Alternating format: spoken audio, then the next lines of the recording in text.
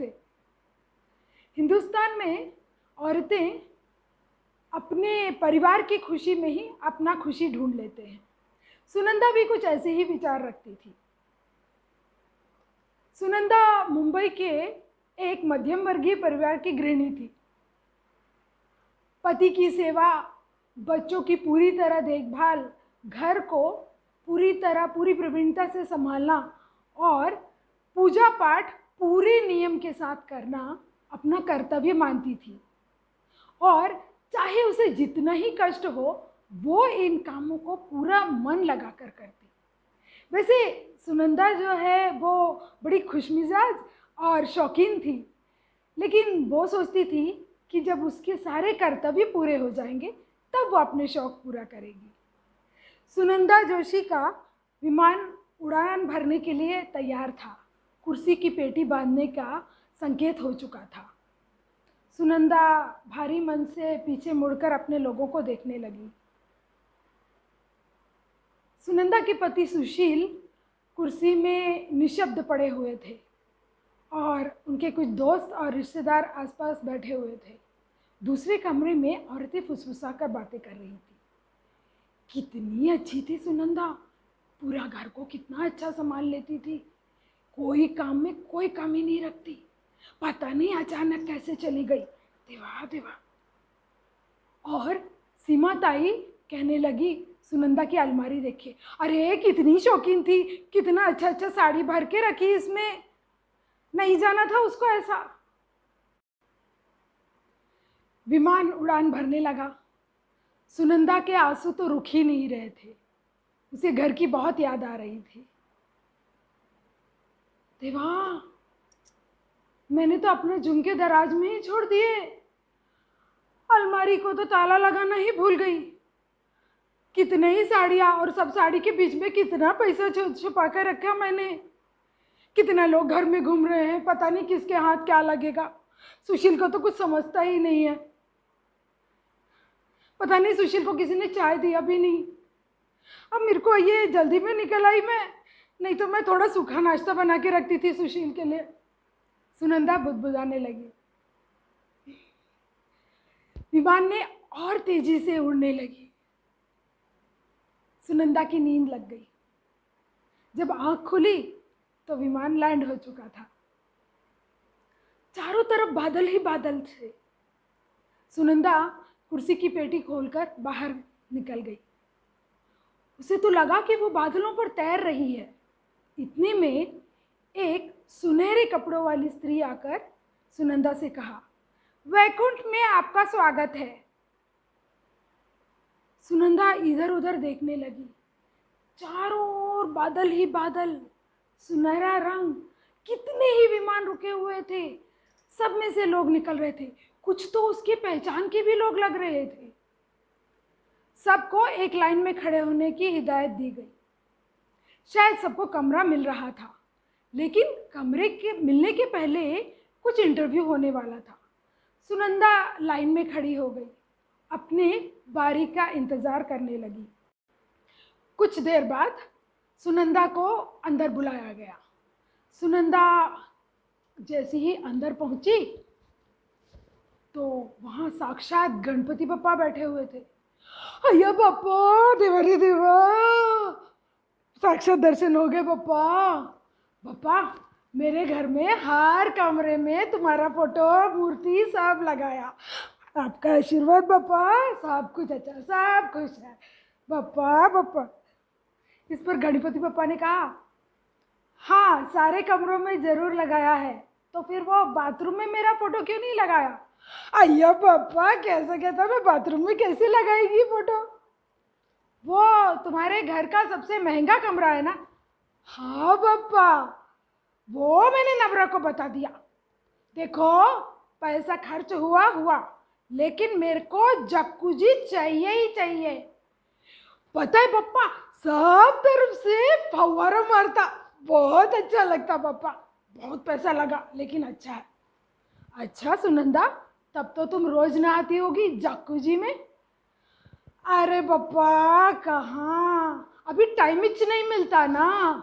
मैं सोचा ये नवरा रिटायर हो जाएगा, फिर फ्री हो जाऊंगी, फिर रोज नहाऊंगी। अब क्या पता था ना मैं इधर अचानक से आ जाऊंगी करके। अच्छा, तो फिर तुमने कार में भी मेरी एक मूर्ति लगा के रखी है। कहाँ कहाँ घूमने जाते हो तुम लोग? अरे बप्पा कहाँ जाएगा, सब्जी भाजी सब तो पास में मिलता, पैदल चले जाते। कार तो ऐसे रखा। क्यों, वो तुम्हारा लोनावाला खंडाला नहीं जाते हो क्या? क्या लोनावाला बोला वाला बप्पा, वो मैं और नवरा ना सोचा था कि हम स्विट्जरलैंड जाएगा। वो लाल फूले फूल पीले फूल है ना, उसके बीच में देखा एक ख्वाब तो ऐसा, लेकिन पता नहीं था ना यहाँ आ जाएगा अचानक से। पापा, पापा कहाँ गया पापा? अगो भाई लक्ष्मी माता, अगो लक्ष्मी माता, जय माता जय माता। लक्ष्मी माता पहचाना, मैं सुनंदा जोशी, ओ मुंबई में रहती हूँ। दिवाली के समय तुम्हारा पाँव का निशान सामने के दरवाजे से लेके अंदर से घुमा घुमा के सब कमरे में घुमा के तिजोरी तक ले जाके तुमको वहां बैठा के हाथ जोड़ती और गाती, मुझको भी तू लिफ्ट करा दे। पहचाना क्या सुनंदा? तुम्हें कैसे भूल सकती हूँ, तुमने मुझे तिजोरी में जो कैद रखा है। अगो भाई कितना कितना अच्छा साड़ी भी खरीद के चढ़ाया। अरे वो तितली से खरीदा, फेसबुक पे साड़ी की दुकान तितली, एक से एक साड़ी। अगो भाई बहुत सारा साड़ी चढ़ाया, देखा ना, और गहना भी चढ़ाया बहुत सारा। सुनंदा साड़ियाँ तो तुमने एक से एक जरूर चढ़ाया, लेकिन कभी पहना भी? अरे लक्ष्मी माता सोचा कोई अच्छा दिन आएगा तो पहनूंगी, अभी अचानक से इधर आ गई ना। और फिर गहने सुनंदा, गहने क्या कर दे? वो मैं लॉकर में अच्छे से संभाल के रखा। हाँ देवा रे देवा, लॉकर की चाबी तो मैं छुपा के रखी, नबरा को तो पता भी नहीं कहाँ पे है। अभी मैं अचानक से आ गई ना, कुछ बताने का समय ही नहीं रह गया। देवा रे देवा। लक्ष्मी माता, हाँ गोपाला मुरली वाला। हाँ तू तो क्या काला है रे, मेरे घर के फोटो में तो तुम नीला नीला दिखता, तो यहाँ तो तुम काले हो। काले हो लेकिन सुंदर हो। वो क्या है बता गोपाला? शादी के पहले मैं तुम्हारा फोटो देखती रहती, कृष्णा कृष्णा। फिर बाद में शादी हो गया ना, फिर तुम्हारा पूजा करती। अच्छा सुनंदा, तो क्या अब मुझे देखना छोड़ दियो? क्या गोपाला, अभी तुम करो तो इसको रासलीला बोलते, हम करे तो कैरेक्टर ढीला बोलते। तुम नहीं समझेगा गोपाला। गोपाला गोपाला एक बार नवरा को फ़ोन लगा देना, मेरे को बात करना है। वो ना मैंने अपने अलमारी का चाबी नहीं लगाया, अभी इतने सारा लोग घूम रहे हैं ना, एक बार फ़ोन लगा दे। सुनंदा किस बात की चिंता, तुम्हारे रिश्तेदार तो सारे तुम्हारी साड़ियाँ लेके चले ही गए हैं। अय्या साड़ियाँ लेके गए? अरे उसके बीच में मैं कितना पैसा छुपा के रखी, कोई 40-50 हज़ार रुपये तो होगा ही होगा। अरे देवा देवा क्या करेगा। सुनंदा वो तुम्हारी पड़ोसन है ना सीमा ताई, वो तो तुम्हारे चाय का केटल भी लेके गई, नया वाला। हाँ उसको हर समय नजर था। वो क्या गोपाला, नवरा ना 25 साल पहले विदेश से लेके आया, बहुत महंगा सेट, बहुत संभाल के रखी थी मैं। तो सुनंदा कभी चाय भी पिया कि नहीं उसमें? वो क्या गोपाला, तब मुलगा लोग छोटा छोटा था, इधर उधर भागता रहता, तो मेरे को लगता अभी मैं इसको निकालूंगी तो टूट जाएगा, तो मैं सोची ये मुलगा बड़ा हो जाएगा तब निकालूंगी। लेकिन अभी क्या ना, मेरा हाथ ऐसे कांपता है तो गिर जाएगा ना, इसीलिए मैं संभाल के रखी थी। अरे सीमा ताई। गोपाला गोपाला जरा देख के बताना, वो मेरा नवरा मुलगा लोग क्या कर रहा है, पता नहीं कुछ खाया कि नहीं। चिंता मत करो सुनंदा, खाना स्विगी से आ रहा है, खा रहे। आया देवा, वो क्या है ना, इनको कुछ भी बनाना नहीं आता, वो मैं हर समय बहुत अच्छे से खाना बनाई, अपने हाथ से पानी भी नहीं लेके नहीं दिया। मैं ही सब कुछ करती, नवरा के लिए, मुलगा के लिए कभी कुछ नहीं किया। अयो अभी ये बाहर का खाना खाएगा वो स्विगी पिगी से तो नवरा का पेट खराब हो जाएगा। अभी मुझे पता ही नहीं था ना मैं इतना जल्दी इधर आ जाएगा, नहीं तो खाना फ्रिज में बना के रखता। गोपाला अभी क्या करेगा। इतने में दो दूत आकर सुनंदा को उसके कमरे में ले जाने लगे। अरे इधर काहे को ले जाता, इधर नहीं, इधर तो पापी लोग रहता, मेरा कमरा उधर उधर। सुनो समझो करके दूत को सुनंदा समझाने लगी। दूत ने कहा, देवी जी हमें आपको इधर ले जाने का ही आदेश है। अरे गोपाला, हाँ सारा देवलोग आ गया। बप्पा बप्पा गणपति बप्पा इसको समझाओ, ये मेरे को कहाँ पापी लोग के कमरे में ले जा रहा है। सुनंदा ये लोग ठीक कमरे में ही ले जा रहे हैं तुम्हें। कितना मोदक खिलाया रे तेरे को, अभी तो मुझे पापी बोलता है। सुनंदा तुमने मुझे, अपने नवरा को और बच्चों को बहुत खुश रखा, लेकिन क्या तुमने कभी अपने आप को खुश रखा। अरे लक्ष्मी मैया इसको समझाओ, औरतों का क्या, परिवार का खुश तो हम खुश, कुछ समझता ही नहीं है पापा। इस पर लक्ष्मी माता ने कहा, सुनंदा तुम वो सारी अच्छी साड़ियाँ गहने किसी अच्छे दिन के लिए क्यों बचा के रखी थी।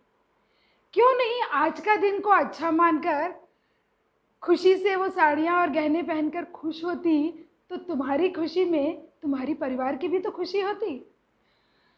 अरे लक्ष्मी माता तुम नहीं समझती, वो कितना ही काम होता है घर में, तुम्हारा क्या, तुम कमल में ऐसे करके बैठ जाता और कोई काम इच्छ नहीं है।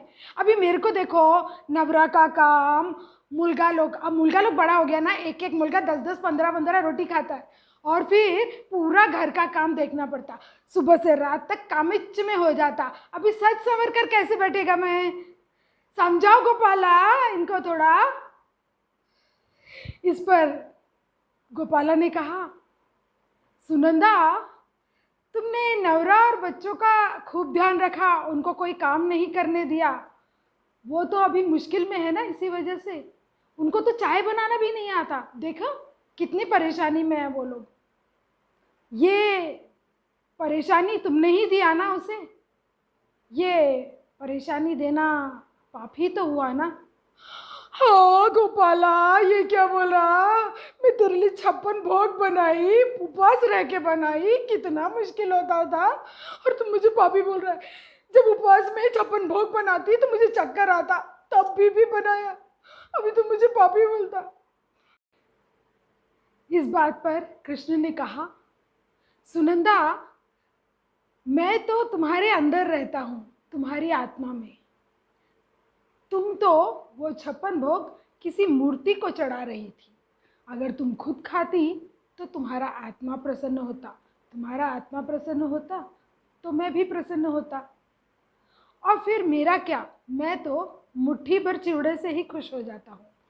तुमने ये 56 भोग बनाकर अपने आप को कष्ट दिया, और फिर अपने आप को कष्ट देना भी तो पाप ही हुआ ना। देवा ऐसा क्या, देवा मुझे माफ़ कर दो, मुझे माफ़ कर दो, मुझे माफ़ कर दो देवा, अब मैं कभी ऐसा नहीं करेगी, मेरे को वो कमरे में मत डालो देवा, मुझे माफ़ कर दो, मैं नहीं करेगा, मैं नहीं कर, देवा देवा देवा।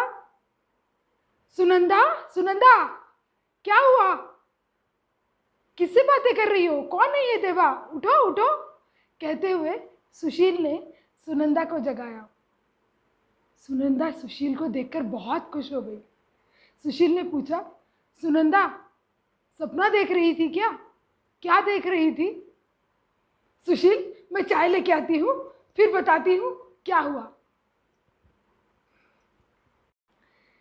जब सुनंदा चाय का ट्रे लेकर कमरे में आई, तब सुशील ने देखकर कहा, अरे वाह सुनंदा, आज फाइनली तुमने ये टी शर्ट निकाल ही दिया, क्या बात है, कुछ स्पेशल है क्या। सुशील आज तुम्हारा और मेरा यहाँ बैठकर चाय पीना ही स्पेशल है, हर नई सुबह में हमारा होना ही स्पेशल है। अच्छा सुनो, आज ब्रेकफास्ट तुम बना रहे हो, मत बोलना कि नहीं आता है। टोस्टर में ब्रेड डालो, ऑन करो, और जब बन जाए तो उस पर बटर लगा देना, फ्रूट्स भी काट लेना। मैं नहाने जा रही हूँ। अच्छा, वो जकूजी कैसे ऑन करते ज़रा सिखा देना। और हाँ, आज फ्राइडे है, ऑफिस से जल्दी आओगे और हम शाम को खंडाला जा रहे हैं। वहाँ बैठकर हम अपनी स्विट्ज़रलैंड ट्रिप का पूरा प्लानिंग करेंगे। अच्छा, एक और बात, ऑफिस जाते समय मुझे बैंक में ड्रॉप कर देना, मुझे लॉकर से कुछ सामान निकालने हैं। अच्छा, वो मैं लॉकर की चाबी कहाँ रखती हूँ तुम्हें पता है? सुनंदा रुको, कितना बोले जा रही हो, कितना बोले जा रही हो? सारे काम आज ही करोगी क्या? कल के लिए भी कुछ रख लो। सुशील, हर पल यहाँ जी भर जियो, जो है समा कल हो